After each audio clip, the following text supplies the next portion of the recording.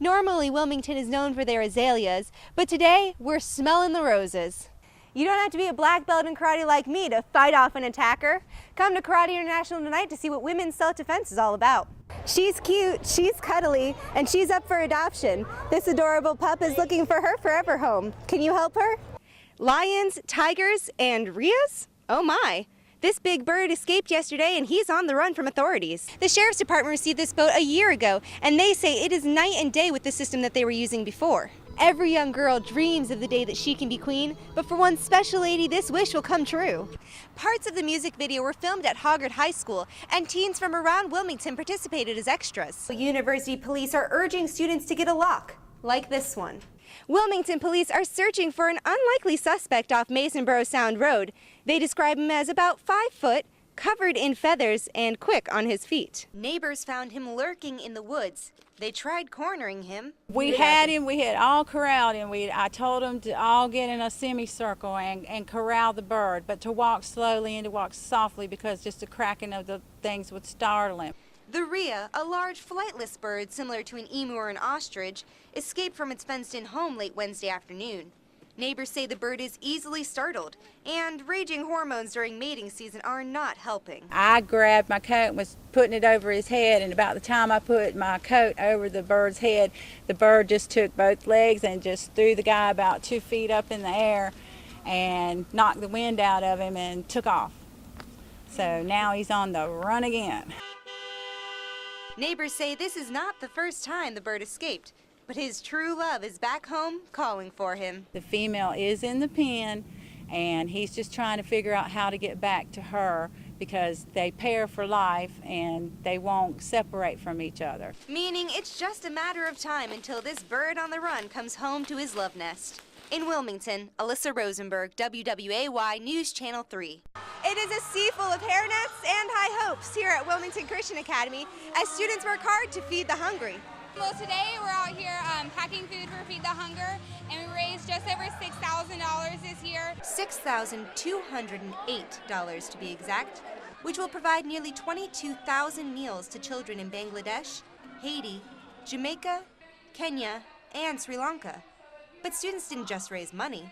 They spent the day individually packing each meal. The students all contributed money, $42 to feed children, and so that today all the truck came in, all the food comes in, and they're taking the food from the bins and putting it in the bags and putting labels on the bags and boxing it up, and you hear them cheering every time they finish a box. They set up a big cheer.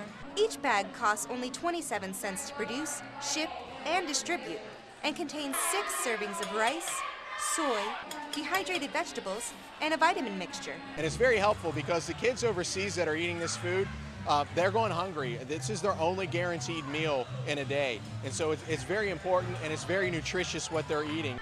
Wendy Rome says her students love to get involved, and working with Feed the Hunger makes a positive impact on their lives. We're trying to help them be good citizens, global citizens, and help people in need everywhere we can. In Wilmington, Alyssa Rosenberg, WWAY News Channel 3. It's a sad day for friends and family of a 25-year-old Winnebago man who was found shot and killed in the Houston Moore housing complex. Ramon Liotti's family did not want to show their faces on camera, but his sister says he was a good guy who spent most of his time working. He went to South Brunswick, he graduated, he owned 10% of a company, he worked at Verizon. He never bothered anybody, my only brother. Wilmington police say their shot spotter system led to the Houston Moore housing complex around 12:15 Thursday morning. That's where they found Liotti with a gunshot wound. They say he died at the scene. A police spokesman says officers are looking for answers. And basically, we're just looking for help from the public to try and identify who might be responsible for this. Liotti's family told us he was shot twice. They also say there was a gun found under his body. They speculate he was trying to get out his gun to defend himself as his killer got away. Relatives say Liotti had a permit for the gun. Court records show Liotti had a May court date for carrying a concealed weapon and marijuana possession. Now his family is left hoping someone knows who killed him. Just please call the Wilmington Police Department. Come forward, please. In Wilmington, Alyssa Rosenberg, WWAY News Channel 3. Good evening and thanks for joining us for your news at 5. I'm Alyssa Rosenberg. A man charged with attempted murder and other felonies may get out of jail after serving just 4 years. The victim and the defendant both say they are confused about a proposed plea deal. WWAY's Janie Dees has more in the lead at 5. Janie? New details on a fight in Carolina Beach almost 2 weeks ago that sent 4 men to the hospital. Police have warrants out on 3 men whose identities have not yet been released. In Leland, a man police arrested during a June 2011 domestic situation says officers went too far. Now he wants the police department to pay up to the tune of $100,000. WWAY's Holden Kowicki has more on a story that's only on 3. Holden?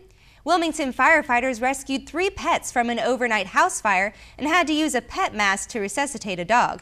The fire department says all the animals survived and are doing well, and no humans were injured in the blaze.